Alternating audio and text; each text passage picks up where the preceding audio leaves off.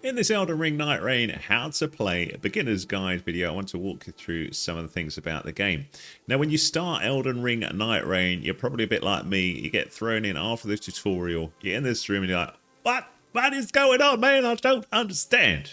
I don't blame you. There wasn't enough information. It will probably improve over time from the game developer, but you can see different things. Now, this area may look slightly different to you because I've done a few things in the game and I'm going to explain a few bits about it and also, what to do. First of all, the tutorial goes through a lot of stuff very quickly and you're probably thinking, I wish I could do that again because I don't know what I'm doing. You could either start a new game to do that, or you can revisit it at any point by going to the Visual Codex. And for beginners, that's a really, really useful area to look at. So to access it, either hit pause, or for me on the PlayStation, it's the touch screen. And I've got these different areas that I can go to, but the Visual Codex is an area that's got some extremely useful information in it. And you can just fast travel to it by selecting it with your up and down here, and then down the bottom left, you see it says OK. Now, when I'm in this area, the Visual Codex gives me information about characters, equipment, you've got skills, sorceries, guide, handbook, and result history. Before we have a little look at characters and things like that, I want to look at the guide and the handbook areas here. So the guide will tell you a bit about everything, and the tutorial that you played at the start is where it starts. It says, look, if you want to do the initial gameplay tutorial, you can do that here. So you can just press play here and that will do that for you. But you'll also learn about things like runes and merc here, what that is. So runes are basically the stuff that you get as you play in the game, and you can spend that on stuff or level up once you're playing in an expedition. But after you've completed or finished an expedition, which we'll talk about in a bit, you get merc, which you can use to buy stuff outside that you can use for when you go back in again or unlock certain bits and bobs, which I'll talk about. This also tells you about near-death stuff, death and revival, the Knight's Tide, loads of stuff, which I'm not going to bore you about here. But while we're here, it has some very useful stuff about the map. So it tells you how to start the map, but more importantly, what all the things on the map mean. So how, these things that you see on the map when we jump in, which I will show you in a little bit, but what you're looking for on the map as you play. So this tells you what's in each thing, and you go through and you've got all the different key locations on what you're looking at when you are looking at that map. So you want to try and get as used to these as possible, because certain ones will really help you. So for example, if you find a great church, you'll often find a sacred seal in there. That can be quite useful. You've also got things like field bosses, but the church also may have other things that can help you. And if you find a standard church like this is the one I was looking for, you can get a sacred flask, which is more heals in the game. You can find one per church that you find. So it's worth having a good read through those. It also shows you where sites of grace are, what sign that is. That's the same as Elden Ring. Whether you can find a spectral hawk to fly around with, spirit streams which enable you to jump up from one area to another, and also other information, buried treasure. So you want to get really used to this stuff. Another key thing is that the map has a detailed view which will hint where certain things are, like merchants or certain weapons with certain types on it. So sorry, a weapon rack with bows on it or staves or that sort of thing. You can also see underground. So if you're going into a tunnel, you can see the underground map by pressing down on the D-pad. So we're going to go through those and how to set pins and these sort of things. It will tell you about shops and pretty much anything you want to know. So that's all you need to know. Not really. So have a good look around that. You've also got the handbook, which tells you about other things like what HP is, what FP is, what stamina is. So again, this is useful because there'll be lots of things, particularly if you've never played Elden Ring before, that you've probably never heard of FP. So it says the energy used to cast sorceries and incantations and to execute skills. It tells you about sacred flasks, bows, all this sort of stuff here. So again, really, really useful to go through all of those things. You've also got information about the characters. So when you play, you can pick a character, but you've probably got no idea what that character's capabilities are or what they use or what you should be using that character for. So you can see the Wilder, for example, and I do have a video that goes more into characters, but it tells you about the attributes. So once you're aware of what HP and FP is and stamina, you start figuring out what that character is going to be good with. But you can see this character is good with great swords is their preference. If you hit the swap screen on the bottom left hand side, you can also see the character skill and ultimate art. So these are occasional use skills and arts that you can use in the game, but this tells you what they do. So these vary from character to character. So, and also, so do their stats here. So we can see the Guardian's preferences halberds. If you want to be a ranged fighter, and your preference is bows, then you're going to be playing with Iron Eye. There's also a couple of classes that unlock later in the game, Duchess and Revenant, which I show those in separate videos if you are interested in that. So back out in the Visual Codex, you can also learn a bit about equipment, so you can get used to what sort of things will drop in the game.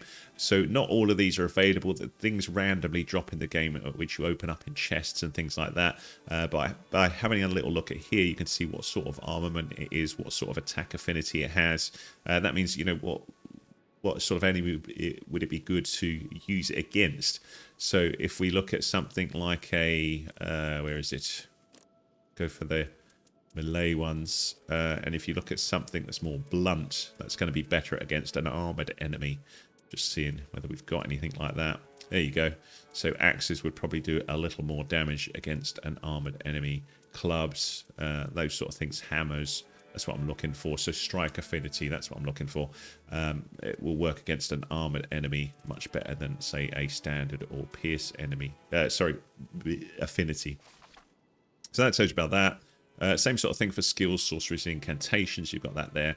You can also see your result history. So once you've jumped into expeditions, you can see the results here. And also what's quite useful is you can delve into the map that was generated for that particular play. And we're going to have a little look into a play in a minute, but I just want to show you that once you've done one expedition, you can take your time and look at the map afterwards and think, if I think about those icons that we saw, that was a tunnel.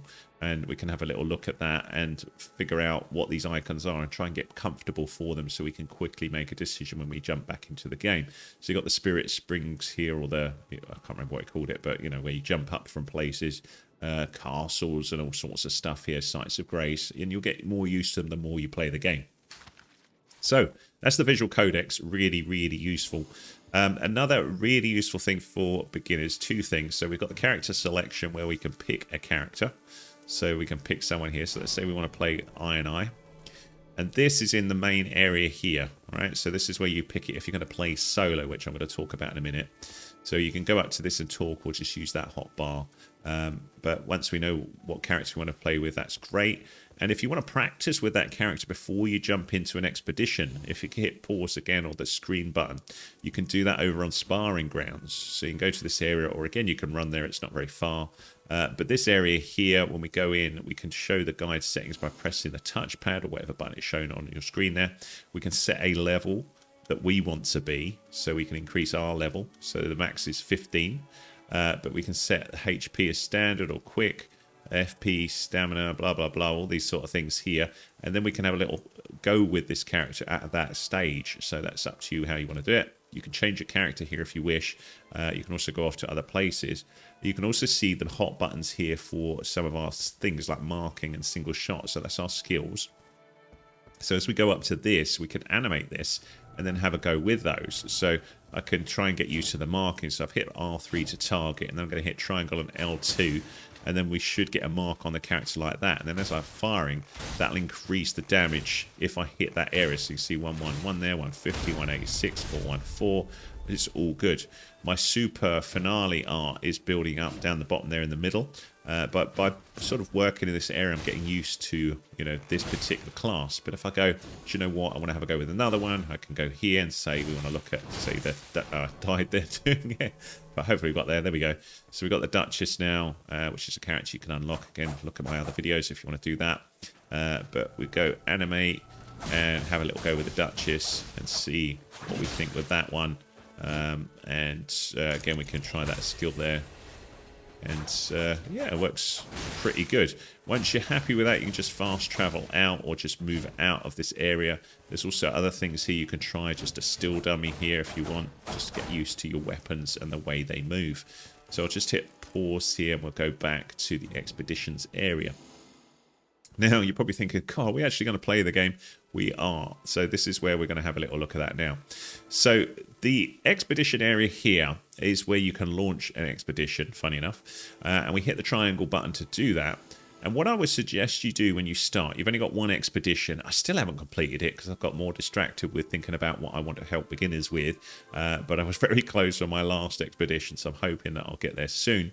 But if you want to get used to the controls, what I suggest you do is change this to solo mode for your first few jumps in, because you're not going to get so confused. You can take your time, look at the map, have a gentle run around, get used to how things work before you annoy other players. So to do that, you go to matchmaking settings on the top there, so hit R1. You can play with friends as well if you want. You can invite members here. You can set a group password. But if you want to do expedition type single player, down the bottom there. So I've moved down and then I'm using the D-pad to flick to single player there. Okay, so when you've done that, L1 back here, and then you can commence, and it should say commence solo expedition, which is what we're going to do here.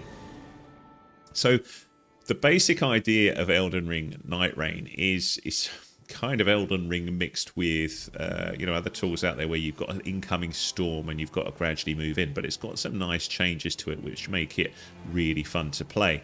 So the first thing is, it's generally advised to be a 3-player game, and you jump in with 2 random people. There's no chat, there's no mic currently in the game, so you kind of the only thing you can really do is set places for other people to do with pins, and then just fight together. But if you go in as solo, it's much, much harder. But the point about this is I can show you some of the basic things here, and more importantly, you can jump in and get used to things. So when we first go in, it says day 1, and the expedition that you're doing is split into 3 days. And at the end of each day, you have to do a battle, and they get harder. So the day 1 battle isn't as difficult as the day 2 battle. And these are timed. A complete sweep right the way through will take you about an hour. You also want to make sure when you're jumping in that you are going to play for an hour, because if you're with other players, you're going to really annoy them if you jump out, and also the game punishes you a bit. It doesn't give you any goodies for jumping out without finishing what you're doing. The way to jump out is if you die completely and everyone else dies, that's fine, or you complete the expedition, but try not to hit the pause button and jump off unless you really have to, because you'll get nothing for doing it and you will have wasted your time. On the solo play, I think you can jump out without punishment, but don't quote me on that. I think that's the case. So up the top left, you can see that we've got level 1. There's a Sight of Grace glowing over there. If you're an Elden Ring player, you'll probably know about that. We hit the touch screen and we can see our map here. And if I just hide me for a minute, I'll just explain what you're looking at here. R2 to zoom in, and then I can move the right stick around and have a little look at the map. So there's me, and this is where we need to think about what these things are, because even with the details on, it's not clear what that is. I just know it's something. Something's just jumping in at me here, and just in true Elden Ring style, things don't wait for you when you're looking at the map. It still attacks you. So as we defeat enemies, you can see there up the top right, we're earning some runes. And runes you can use either with merchants or to level up in the game. So when we explore areas, generally if you explore a building, you will find certain things in here. So what we're actually looking at here is a church. And that's actually really useful because church has a flask here that you can get. So add charge to flask. You can only have one per church, but up the top left you see it now says 4. That's how many flasks I have. On the bottom left hand side is my weaponry, and also if I find boxes like this, things will drop that I can use. So we've got neutralizer boluses, and each of these things, it tells you what it is. If you hit your little tiny button on the PlayStation, I don't know what that is, it's the one to the top right of the touchpad, I can see my equipment here. I can have a look at the map up close. I can see my status, and I can also quit out here if I want. But that shows me my current equipment. And the basic idea is, as we're in here, we want to be exploring and trying to get better weaponry and also leveling up our character. So you want to be attacking stuff as best you can. And like I say, in solo, it's much, much harder. But little enemies like that you won't have a problem with. But you want to be looking around at the map and going to sites of grace once you can have enough runes to level up. And I'm going to show you that in just a sec. So we'll just take this guy out. So we're looking to earn runes. So we've now got 7,000 runes. And if we look at the map, there's a Sight of Grace which I can pin with R3. And then if I look around, there it is. So we run off to that area there, and there's my Sight of Grace. This is where we level up. So we go here, and you see it says level up. So I select it here, and just on the thing there it says it's 3698 to level up. Down the bottom left, X to OK. I do that, and now top left, you see I'm now level 2. I can see that I need 7922 to level up again. Now, to get more runes, you can take on more demanding bosses. So if you have a little look in the area, something like this here, if we move to that area, is going to be more of a challenge. Now, this is going to be difficult on solo, but the idea of going in on this solo mode is just to get you used to what you're doing. So we can go into here. These enemies, like we saw before, are fairly easy to take on, so they're not a problem. And if you go into a first part of the zone, sometimes you'll find chests like this. You'll get... Oh, hang on. This guy is going to hammer me. Just do this. So chests will generally drop weapons. So this one here is a nice, powerful weapon, which I will pick up. I can then flick between it and use it here. But sometimes there'll be a cross on it, and if that's the case, if you have a little look on your equipment, it says you need minimum level 3 to use this. So I can't use it yet because I'm only level 2. I can pick that up. I can roll through things like this. We can also see that some sort of enemy has just started in the main area.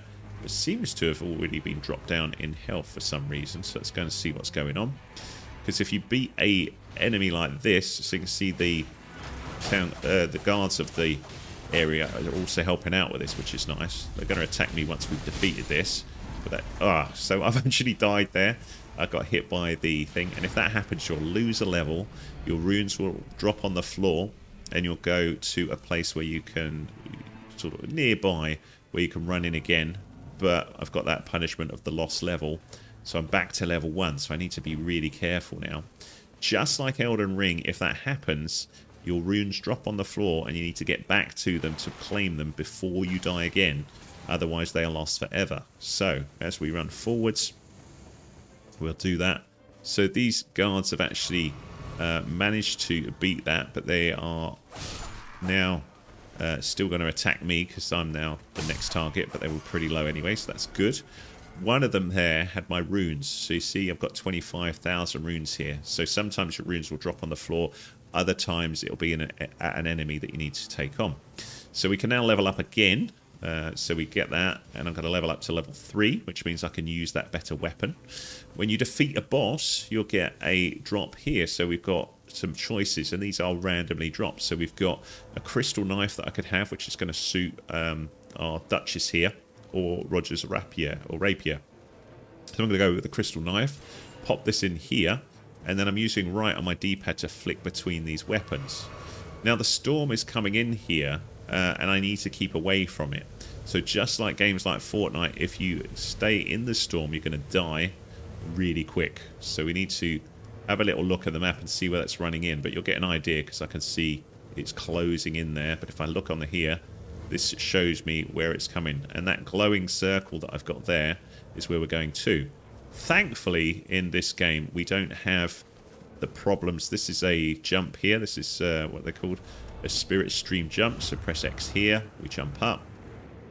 And I set a area there to run to for our next thing. So we've also getting an idea where we've got to run to before the end of the game, or at the end of the day.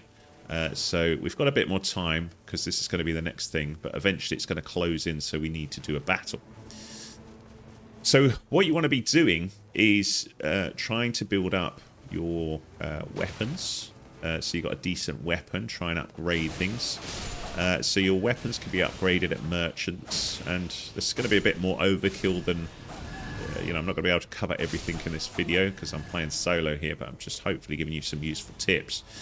But you can explore things like this big castle here. The big castle is basically going to be quite difficult for me to do as a solo player. I will have a little look at a tunnel though, and just because that's where we could get a smithing stone. So when you've got a rarer weapon than standard, than your starting weapon, you can upgrade it at a smithing table if you have a smithing stone too. But to get one, you need to go down into a tunnel to get one. So we'll have a go, but whether I will manage, I do not know. So we'll just have a little look where this tunnel is. Looks like it's down here. Just see if I can upgrade before we go down into it. I can, so we're now level 4, slightly better. Still weedy. Oops, let's just get that out of the way. So we'll get this. This is You can sometimes get things that will help take on enemies, so that's quite useful, but it's only temporary. So this is a tunnel, and that map, if I press down, I can see inside the tunnel and where it goes, so that's possible as well. But generally, when you're inside a tunnel, you want to be working all the way to the bottom as quickly as you can to take on the boss at the bottom. And unlike Elden Ring, you know, because time is of the essence, you've got to be moving really quick to ensure that you get to where you need to be before that, you know, everything closes in. So you've got to be aware of that time that we've got, and make sure you get to, you know, the end point as quickly as possible, or whatever you think your objectives are. So getting a smithing stone 2 would be really good, but I am pushing it here. I'm not sure whether I will beat the boss here. Possibly, possibly not. It looks like I've actually come out the other end of the tunnel, so I've missed the boss. So so we've got a little sign there, so it's giving me a hint where the boss is. So let's see if we can find it. Took a wrong turn. Oh dear.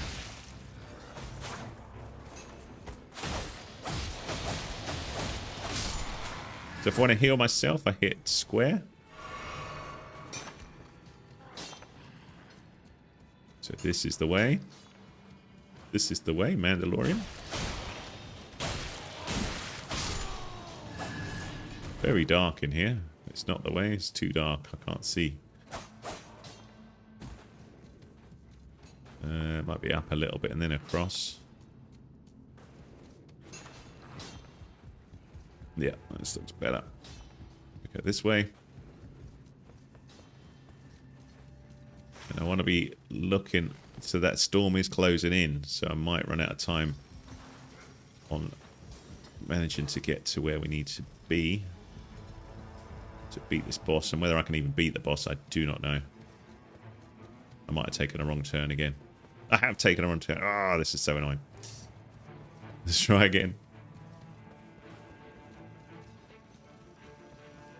And the downside is if you get lost, like I am doing here, there is a real risk I'll get caught in the storm, and I'm in an area which I can't get out of very quickly. I can't see where this thing is. So now we're at the point where I would need to go to the final battle. That looks like the boss there. There we go.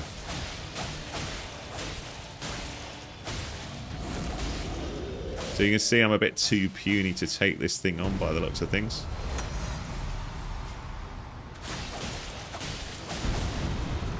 Don't think we're going to take this on very well.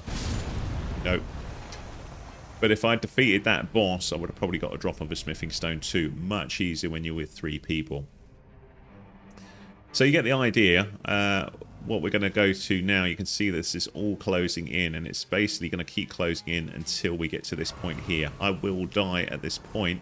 That is a guaranteed, because we're playing solo, and that's sort of the point where I will play this through to us dying, though, just so you can see what happens. So we're running towards that area, and then we will wait for the storm to catch up, which I'll probably cut to.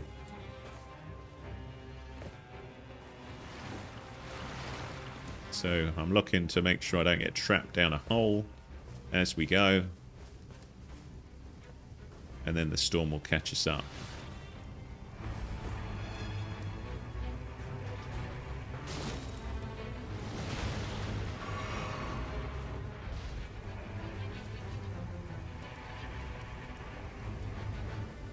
So this is another little sub-boss that you could take on. There's a bow there, which we could get, so that's might be useful. Whoa. Whoa, that's painful. But really, at this point, I should be about level 7. It's just hard when we're playing solo to get there. But we now move forwards to the final zone, and this is going to keep closing in now. So if we look here, it's closing in, so I'm running out of time. And it's basically meaning that, you know, you've only got a certain amount of time to get all the goodies before you're forced to do a battle. And a battle is what will wipe you out, or can wipe you out. So that area there, which would normally have a little sub-boss in, and you want to be taking those sub-bosses in to earn lots of runes. would help you. But being level 3 where I am here, also didn't get to a Site of Grace to replenish my HP. So if you run past the Site of Grace where you level up, that will give you HP and replenish your flasks. But we're now at a point where we will need to do a little battle. You can pin an area and delete the pin by being in the same area like that, and that should go away. There we go. And then once everything is in here, once the storm gets to the final point, a little end battle for the day will occur, which is what we're going to see here. So now we're here. In come the first part of this. So this is kind of like the precursor to the boss appearing, which there's no way I'm going to do. You can see they are way more powerful than me. So I'll take my last flask, but I am going to get wiped out. So you can see I am a bit too puny to take this guy. Oh, I might just get him. Nope. So at that point, that little near-death experience, if I had another player playing with me, they could revive me. I've got lucky there for some reason. I don't know why. It might give you one bonus if you're playing on your own. I've got no more flasks, so my next hit I'm going to get done. And the Duchess is quite a difficult character to fight with, particularly if you've not got any characters to help take the aggro. So now we've been defeated, we get a result. So we can see we got wiped out on the first day. So we're back to that result thing that I showed you before, but I can see kind of the route that I ran around and the icons, what the map looked like when I jumped in, how many enemies I felled, what gear that I found, what gear I settled with. So we can see that on the... So if we hit the square here, I can see what I ended up with, what it did, and hopefully learn from that moving forwards. So by that point, I think you're at a... And then we hit X to go next. We get a reward. So these are relics, which I will talk about in a moment, and Merc. So we're going to cover those now, what that is, and help you with that. And then you'd be going into a competitive, well, not competitive, like a co-op game. So the relics refer to this. So this is Relic Rites. And if you go up to this, each of your classes here can have up to 3 relics, and they are at differing colours.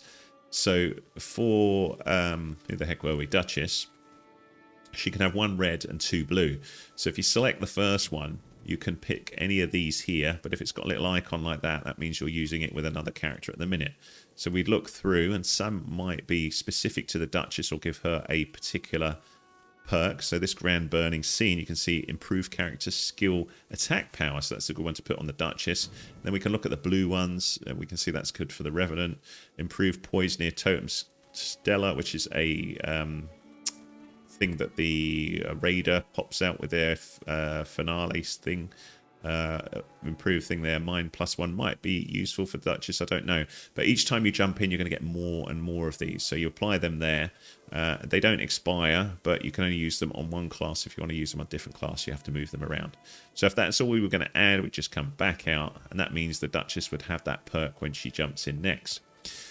So that's the main areas there. Let me just think whether we've missed anything here. Oh, the Small Jar Bazaar. The Merc that you own or earn, you can get here. So you can buy gestures, you can buy little words to tell people. You can get particular little relics here that you can buy. There's a special one here that reveals a precious gift. I'm not sure what that is yet. I need to look at that. But you can see my Merc up the top left. So I could buy, for example, Polite Bow. That's now mine.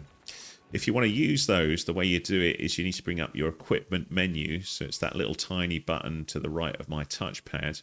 And then just behind me, just hidden there, is a little triangle. It says gestures. And then I can do a gesture there, which is about the only way you can communicate with players in the game at the minute. So that's how that works. That's how the Small Jar Bazaar works. And, I think there's other things that will unlock it if you manage to complete the expeditions, but there's other players that you can talk to. But if we go back to expeditions, put me back on, that's where you then go to your matchmaking settings. You change that back to multiplayer, and this is the one where when you jump in, it'd be kind of the same thing, but you're going to be playing with 3 players. And then when you jump in with them, you'll see they will typically mark areas. And you can also do group marking and agree with objectives by, if you go back to the Codex, I think it was in the guide.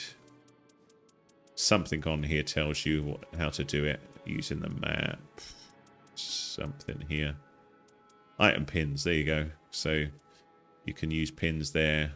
R3 when an ally's pin is centered on the screen to stack it, those sort of things. And that means, you know, we get an idea of, you know, if 2 people want to go to the same area, that's means that it's more likely that you're going to work together on that. I don't think I've missed anything else that is that important, really.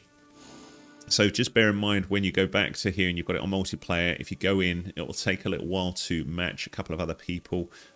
Certain times of the day is going to work a bit better than other times. And when you go in that way, you'll be asked to pick a class on this first screen. So you don't have to have the class that you want here. You can pick it on that the screen when you go in. You go in, follow the objectives, and working as a 3 will generally mean you'll do a lot better than working as solo.